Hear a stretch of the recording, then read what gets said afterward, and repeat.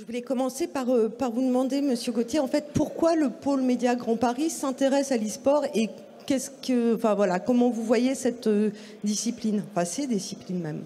Alors, on rentre tout de suite dans le vif. Je vais faire juste un petit exercice avant de démarrer pour illustrer mon propos. Je voudrais savoir, dans l'assistance, qui, donc levez la main, ceux qui ont regardé la finale de la Coupe du Monde cette année. Levez la main, merci, levez la main, très bien. Vous pouvez la baisser. Maintenant, je serais curieux de savoir qui joue toutes les semaines au football. Levez la main. 1. Et bien voilà le paradoxe du e-sport. Le e-sport, 60% de la population joue aux jeux vidéo. Et pourtant, ce n'est pas encore devenu un spectacle audiovisuel. Ça reste quelque chose qui est confiné à des chaînes de télévision qui s'adressent à un public de fans.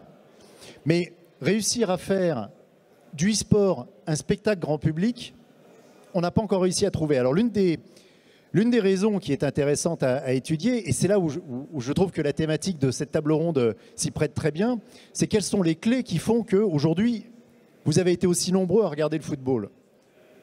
Parce que vous étiez derrière le drapeau français, parce qu'il y avait une motivation, il y avait un spectacle, il y avait quelque chose qui était fort, qui transcendait simplement la règle du jeu, qui veut que 2 fois 11 joueurs se battent pour avoir un ballon et l'amener dans le filet de l'adversaire.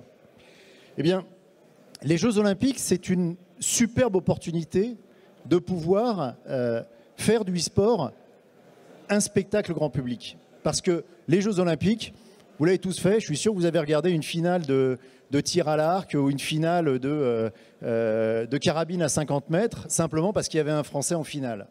Sûrement vous l'avez fait, en tout cas ça fait des taux d'audience que ces compétitions n'arriveraient jamais à faire en dehors des Jeux Olympiques.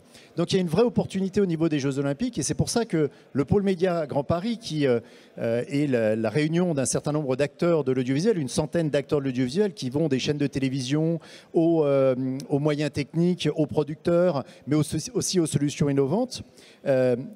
Ce pôle est là pour accompagner la réflexion des chaînes de télévision dans l'écriture de nouveaux types de programmes. Et le e-sport peut devenir demain un nouveau type de programme grand public. Et on aimerait bien, et c'est ce qu'on essaye de faire, et notamment on est en train de faire un hackathon qui aura son résultat à 15 h ici, sur sport et nouveaux écrans, c'est essayer d'imaginer ce que peuvent être demain les spectacles audiovisuels liés au e-sport. Quelle est l'implication du public ? Quand vous regardez un match de foot, vous ne pouvez pas jouer, alors que quand vous regardez un spectacle avec du jeu vidéo, la probabilité que vous ayez le moyen de jouer vous aussi devant vous, sous forme de votre tablette ou de votre téléphone, est là. Donc ça veut dire une autre offre audiovisuelle et quelque chose de très différent. Donc voilà pourquoi le pôle aujourd'hui s'intéresse énormément au sport, parce que 60% de la population joue aux jeux vidéo et que potentiellement demain, on peut espérer avoir des programmes qui sont des programmes de très large audience, comme peut être aujourd'hui une retransmission sportive. Oui, justement, je voulais rebondir là-dessus parce que on voit que le sport à la télévision développe de plus en plus l'expérience deuxième écran. Vous avez pris l'exemple du Tour de France, c'est effectivement un très bon exemple où aujourd'hui France Télévisions vous propose de choisir votre caméra sur Internet et donc vous devenez votre propre réalisateur. En Formule 1, c'est la même chose. Si vous avez envie de suivre tout le Grand Prix en étant assis dans le baquet de Vettel, vous pouvez le faire. Canal+ vous propose sur son appli de choisir la propre caméra que vous avez. Ce qui est intéressant, c'est qu'on permet aux téléspectateurs d'avoir sa propre lecture et sa propre écriture du spectacle qu'il est en train de regarder.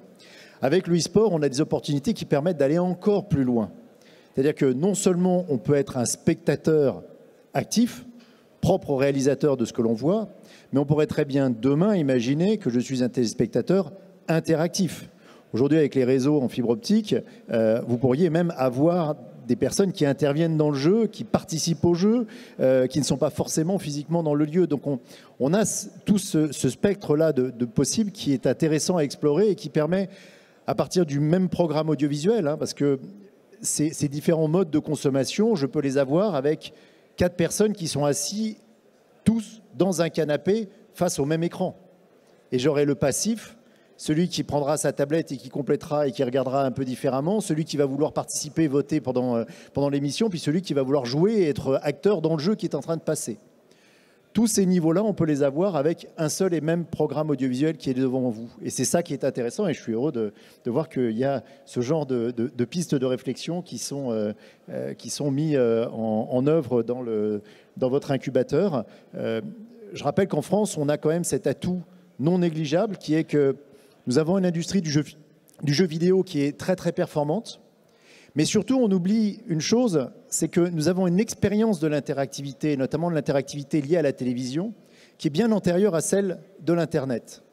Et ça fait souvent sourire quand je raconte ça à mes étudiants. Je leur dis, tiens, vous vous rappelez ce petit outil que vous avez vu chez vos grands-parents dans l'entrée qui s'appelait le Minitel ? Le Minitel nous a permis, 10 ans avant qu'Internet n'existe, de commencer à travailler sur cette troisième dimension de l'écran de télévision, cet approfondissement, ce qui permettait, quand je regardais un match de tennis, d'avoir en temps réel les stats du match. Quand je regardais le Tour de France, d'avoir en temps réel le classement de l'étape. Et donc, on a un public qui est très, très demandeur de ce genre de choses. Donc, on a un vrai terreau, on a une vraie possibilité en France de pouvoir développer des applications et trouver des utilisateurs qui peuvent se servir de ce genre d'applications. Et il faut vraiment que l'on aille dans cette direction et qu'on profite des JO pour tirer vers ce genre de création.